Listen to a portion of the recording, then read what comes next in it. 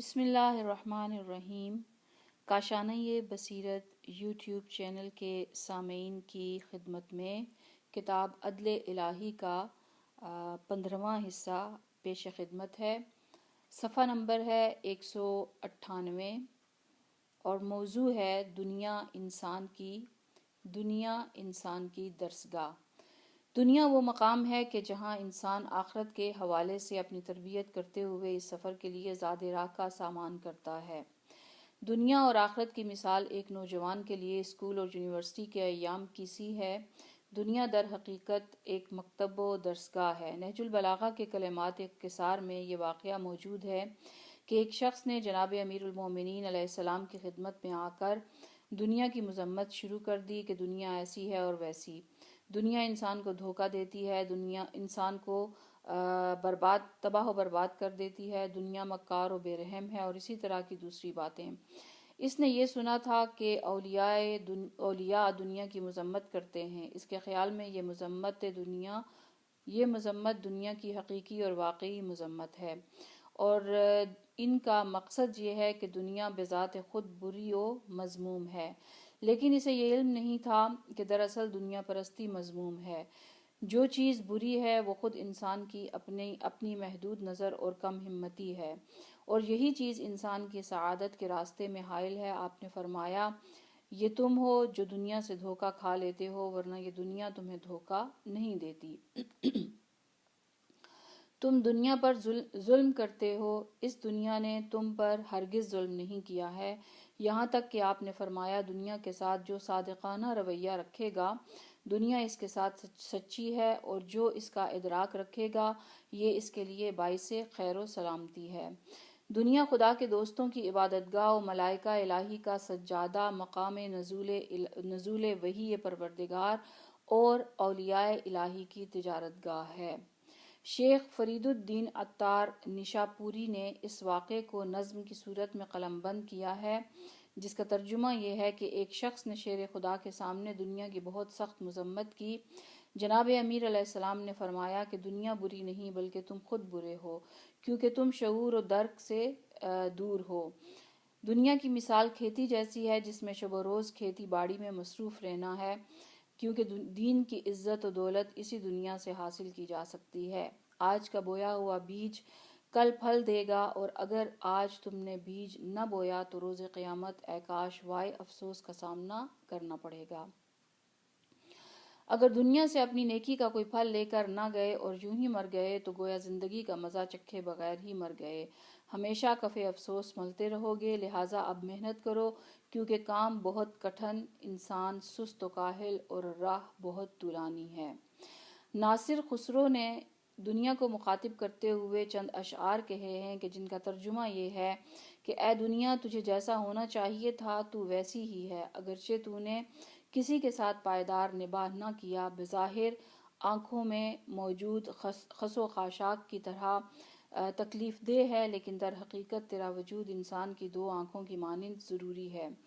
تو نے اگرچہ بہت سی صحیح و سالم چیزوں کو بکھیرا ہے تو بہت سی بکھری ہوئی چیزوں کو ملایا بھی ہے۔ اگر رذائل سے آلودہ شخص تجھے دیکھے گا تو تجھے آلودہ پائے گا اور تو اسے آلودہ کرے گی، لیکن پاک و صاف لوگوں کے لیے تو بہت صاف ستھری ہے۔ جو تیری مذمت کرتا ہے، اس سے کہہ دے کہ تو نے ابھی مجھے پہچانا نہیں، اگر تو عاقل ہے تو تیرا وجود بھی مجھ سے ہی نشو نما پایا ہے، اب کیوں اس چیز کو برا کہہ رہا ہے جس سے تو وجود میں آیا ہے؟ خدا نے مجھے تیرے لیے راہ گزر کے انداز میں خلق کیا تھا، تو اس راہ گزر میں بیٹھ کیوں گیا؟ اے انسان، تیرے لیے خدا نے ایک درخت اگایا اور تو اسی درخت کی جڑ سے نکلی ہوئی ایک شاخ ہے۔ اگر ٹیڑھے راستے پر چلو گے تو جل جاؤ گے، اور اگر سیدھے راستے پر چلو گے تو نجات پاؤ گے۔ ہر انسان بیکار و بے مصرف لکڑی کو ہی جلاتا ہے اور یہ نہیں پوچھتا کہ یہ لکڑی بادام کے درخت کی ہے یا پستے کے درخت کی۔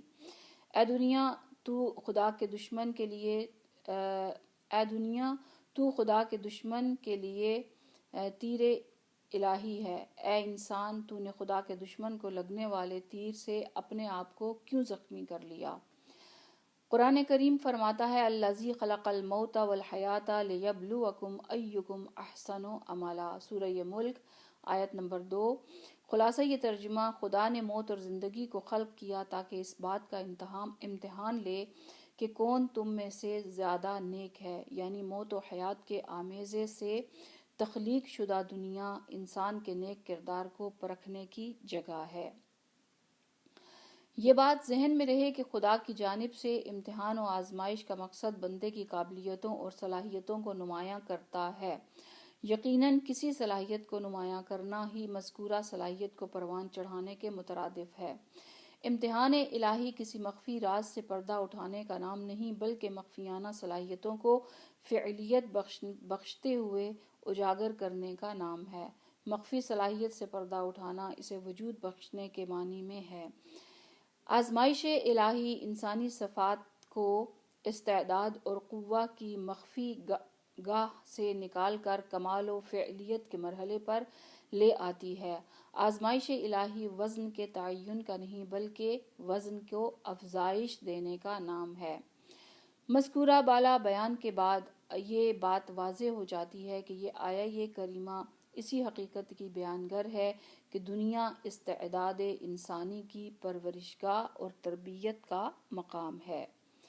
اعتراض کی بنیاد۔ حقیقت موت کے بیان کے بعد موت پر ہونے والے تمام اعتراضات خود بخود نقش بر آب ہو جاتے ہیں۔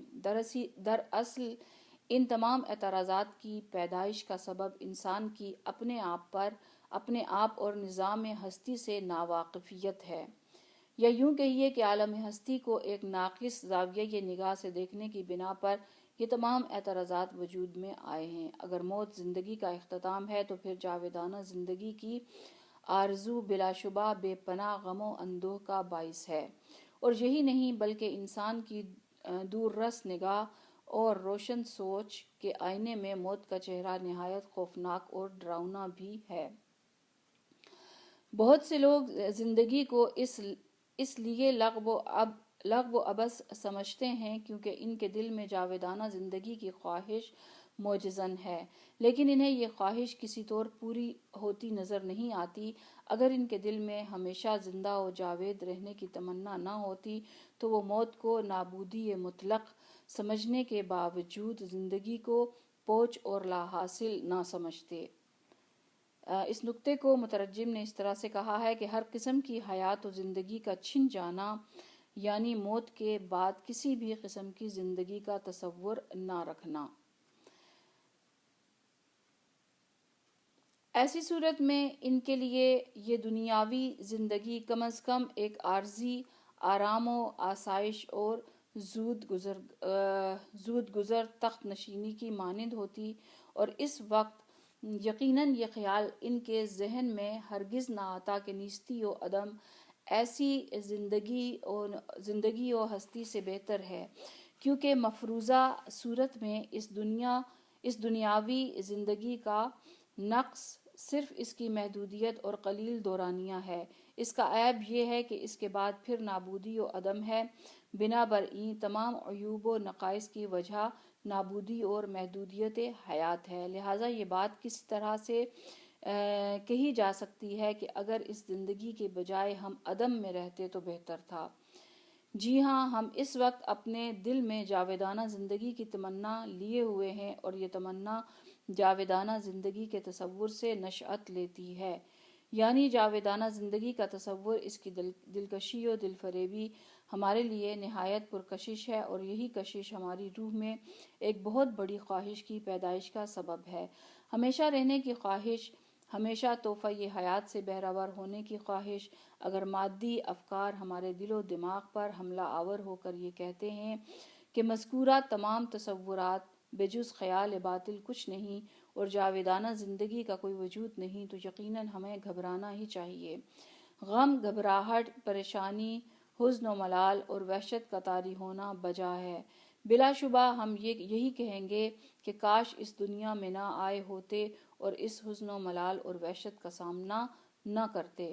لہٰذا عالم ہستی کے لغو و عبث ہونے کا تصور ہمارے فطری و ذاتی غریزے اور ہمارے ذہن کی تراشیدہ تلقین کے درمیان تصادم و تعارض کا نتیجہ ہے۔ اگر جاویدانہ زندگی کا ذاتی و فطری غریزہ موجود نہ ہوتا تو یقیناً زندگی کا بھیانک تصور ہرگز ہمارے ذہن میں اپنے پنجے نہ گاڑتا۔ اسی طرح اگر بے بنیاد مادی افکار کی پٹی ہمیں نہ پڑھائی جاتی تو تب بھی ہم زندگی کے بارے میں یہ سوچ نہ رکھتے۔ انسان اور اس کی چھپی ہوئی شخصیت کا ڈھانچہ اس طرح سے تشکیل دیا گیا ہے کہ جاویدانہ زندگی کی آرزو اس کمال تک رسائی کا وسیلہ ہے کہ جس کی انسان استعداد رکھتا ہے۔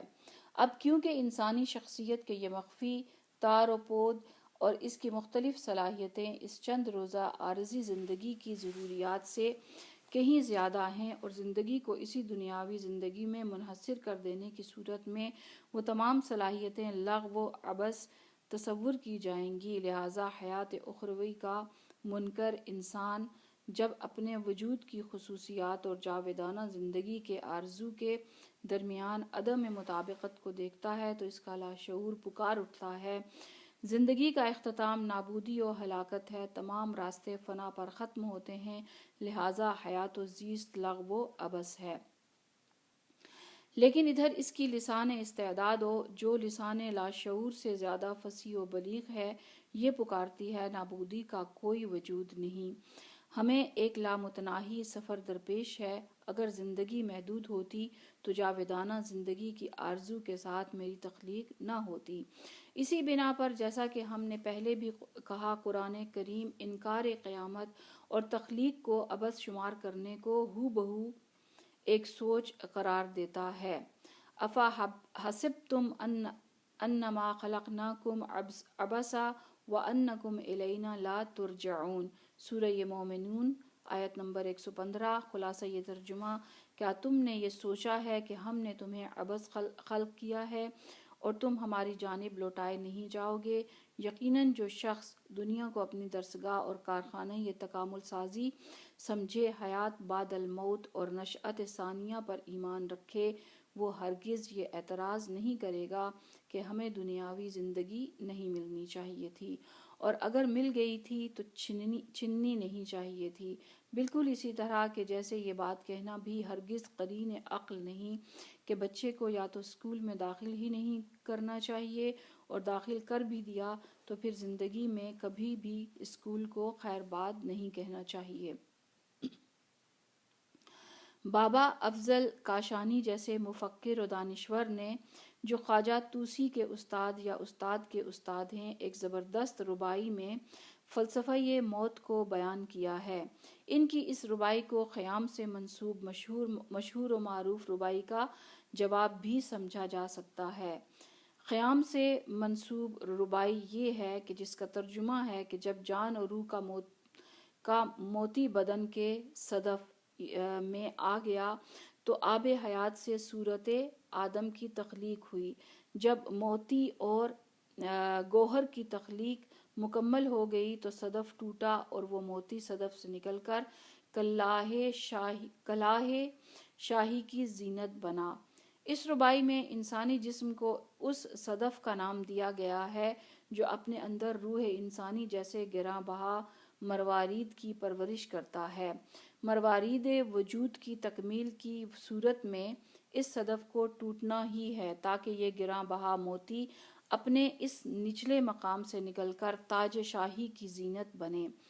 موت کے پس پردہ بھی یہی حکمت کار فرما ہے کہ انسان زندان عالم مادہ سے نکل کر بہشت بری جیسے پرنشاط مقام کی جانب منتقل ہو جائے کہ جس کی وسعت آسمان و زمین کے مساوی ہے، جس کے بعد اس کا مقام جوار ملیک مقتدر قرار پائے، اس خدائے بزرگ و برتر کی بارگاہ میں پہنچے کہ جس کے تقرب میں ہر کمال حاصل ہے، اور یہی ہے انا للہ و انا الیہ راجعون کے معنی۔ ہم کیوں مرتے ہیں کا اعتراضیہ سوال اور اس کا جواب مثنوی کے ایک قصے میں موجود ہے کہ جس کا ترجمہ یہ ہے کہ موسیٰ نے یوں کہا کہ اے حساب و کتاب کے ساتھ کام کرنے والے خدا، تو نے نقش بنانے کے بعد کیوں مٹا دیا؟ نر و مادہ کی نہایت عمدہ تخلیق کی اور پھر انہیں نابود کر دیا، آخر کیوں؟ پروردگار نے فرمایا میں جانتا ہوں کہ تمہارا یہ سوال از روئے ہوا و ہوس اور غفلت نہیں، اگر ایسا ہوتا تو میں تمہاری سرزنش کرتا اور اس نامناسب سوال کی خاطر تمہیں سزا دیتا، لیکن میں جانتا ہوں کہ تم ہمارے افعال کی حکمت و سر قضا کو جاننا چاہتے ہو، تاکہ ہر شخص کو تم یہ حکمت سکھاؤ اور نابلد شخص کو اس حکمت کے ذریعے پختہ کرو۔ لہٰذا خدا نے حکم دیا کہ اے عقل مند و دانا موسیٰ، جو تم نے پوچھا ہے اب اس کا جواب سنو۔ اے موسیٰ، ایک بیج کو زمین میں بو دو تاکہ تم خود انصاف سے فیصلہ کر سکو۔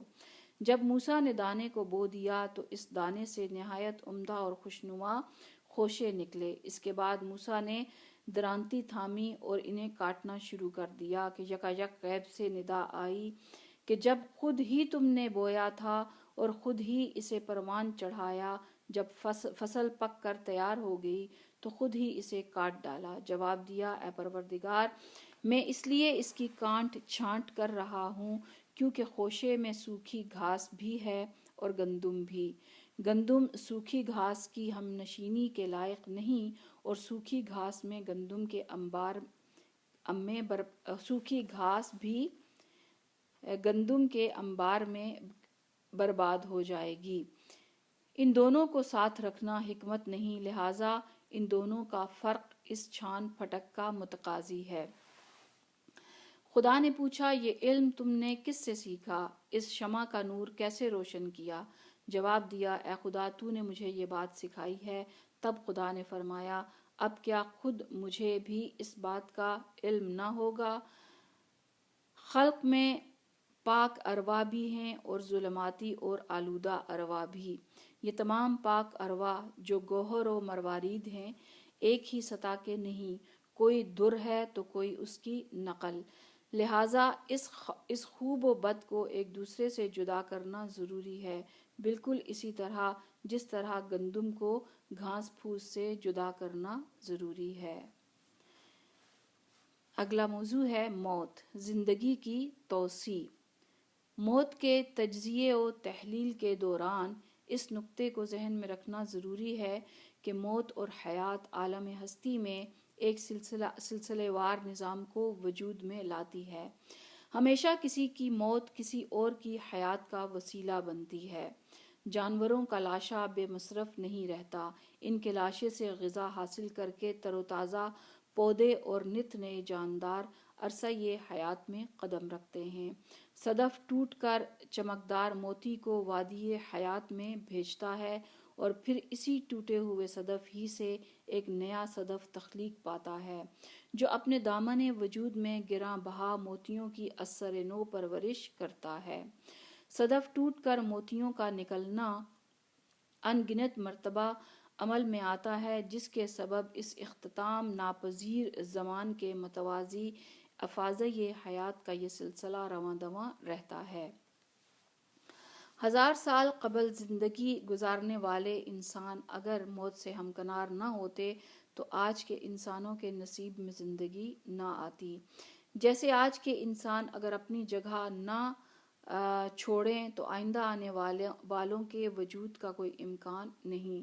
اگر پارسال کھلنے والے پھول مرجھا کر فنا نہ ہوئے ہوتے تو امسال کھلنے والے تر و تازہ اور شاداب پھول اپنی خود نمائی و حسن پاشی کا کوئی راستہ نہ پاتے۔ قبولیت حیات کے لیے جہاں مادے کا ظرف مکان محدود ہے، وہیں ظرف زمانی لامحدود ہے۔ یہ نہایت پرلطف بات ہے کہ کائنات میں اجرام عالم کا پھیلاؤ جتنا زیادہ ہوگا، ان کی وسعت زمانی بھی اتنی ہی وسیع ہوگی، اور اسی لحاظ سے حیات و ہستی کا پھیلاؤ بے مثل ہے۔ خیام جو خود موت پر معترض دکھائی دیتا ہے، ایک ربائی میں، البتہ یہ ربائی اس سے منسوب کی جاتی ہے، اپنے ہی اعتراض کا جواب دیتے ہوئے کہتا ہے، ترجمہ: رنج و تکلیف اٹھانے کی بنا پر انسان آزاد ہو جاتا ہے۔ آب نیساں کا قطرہ قید خانہ یہ صدف میں قید ہو کر موتی اور مروارید بن جاتا ہے۔ اگرچہ انسان کا مال و دولت نہ بچے لیکن اس کا سر یعنی زندگی تو بچ جائے، کیونکہ پیمانہ جب خالی ہوتا ہے تو پھر سے بھر جاتا ہے۔ پیمانے کے خالی ہونے سے گھبرانا نہیں چاہیے، کیونکہ ساقی پھر پیمانے کو بھر دے گا۔ اسی سے منسوب ایک اور شعر ہے کہ جس کا ترجمہ یہ ہے: اٹھ اور زود گزر دنیا کا غم نہ کر، آرام سے بیٹھ اور ذرا دیر کے لیے لطف و خوشی کے لمحات گزار۔ اگر اس دنیا میں وفا ہوتی تو دوسروں کے بعد تیری باری نہ آتی۔ شاعر دنیا کی اسی خصوصیت کو بے وفائی گردانتا ہے۔ جی ہاں، اگر معیار اور پیمانہ یہی انسان ہو جو سر دست زندگی سے لطف اندوز ہو رہا ہے تو یقیناً دنیا کو بے وفا ہی کہنا چاہیے۔ لیکن اگر بعد میں آنے والے لوگوں کو بھی ملحوظ خاطر رکھا جائے جنہیں اس دنیا میں اپنے دورانیے کو مکمل کرنا ہے، تو پھر دنیا کا نام تبدیل کرتے ہوئے دنیا کو بے وفا کی بجائے عدل، انصاف اور تربیت کا خیال رکھنے ایسی صفات کا نام دینا پڑے گا۔ ممکن ہے کسی کے ذہن میں یہ سوال آئے کہ قدرت الہی لامتناہی ہے، اس میں کیا حرج ہے کہ موجودہ لوگ ہمیشہ زندہ رہیں اور بعد میں آنے والوں کے لیے بھی روٹی، کپڑے اور مکان جیسے مسائل کا حل سوچ لیا جائے؟ یہ سوال کرنے والے حضرات اس بات سے غافل ہیں کہ جس شے کا وجود میں آنا ممکن تھا، اس شے پر افاضۂ وجود ہو چکا ہے اور ہو رہا ہے، اور جس شے کا وجود میں آنا ممکن ہی نہیں، وہ وجود میں نہیں آئی۔ لہٰذا بصورت امکان کسی اور مقام و مکان نیز مناسب ماحول کا مفروضہ آئندہ آنے والے انسانوں کے لیے میدان تو فراہم کر سکتا ہے، لیکن پھر وہی اعتراض اپنی جگہ پر جوں کا توں رہے گا کہ اس نئے مقام پر وجود میں آنے والے افراد کی بقا اور جاودانہ زندگی بعد میں آنے والے افراد کی زندگی کے لیے سد راہ ہے۔ مذکورہ بالا نکتہ اسی بات کی تکمیل ہے جو ہم نے موت نسبی ہے کے تحت عنوان کہی۔ ان دو نکات کا حاصل یہ ہے کہ مادہ یہ عالم اپنی طبیعی اور جوہری حرکت کے ذریعے مجرد ارواح کے تابناک جواہر کو وجود میں لاتا ہے۔ مجرد روح مادے کو خیرباد کہتے ہوئے ایک بلند تر اور طاقتور تر زندگی کے تسلسل میں شامل ہو جاتی ہے، ادھر مادہ از سر نو ایک اور گوہر کو اپنے دامن میں پروان چڑھاتا ہے۔ اس نظام کے دامن میں بجز توسیع، تکامل اور ارتقاء حیات کے کچھ اور نہیں، اور یہ توسیع ارواح کی مذکورہ بالا منتقلی کی بنا پر ہی انجام پاتی ہے۔ موت کو مٹی کے کوزے توڑنے کی مثل قرار دیتے ہوئے اس پر اعتراض اور یہ آرزو کرنا کہ خالق و منتظم عالم ہستی اپنے تخلیقی نظام کا درس کوزے ساز کمہار سے سیکھے، اس حد تک بچگانہ ہے کہ کسی بحث یا تجزیے و تحلیل کے لائق ہی نہیں۔ اس طرح کے افکار شاعر کی افتاد طبع اور شاید ایک ظریف فنکارانہ خیال پردازی ہے، جس کی قدر و قیمت فنون لطیفہ ہی کے میدان میں ہے اور بس۔ اس بات کا بہت زیادہ امکان ہے کہ قیام سے منسوب مذکورہ بالا اشعار کا خالق انہی عقائد کا مالک ہو، یا یہ اشعار ایک محدود مادی سوچ کا نتیجہ ہوں۔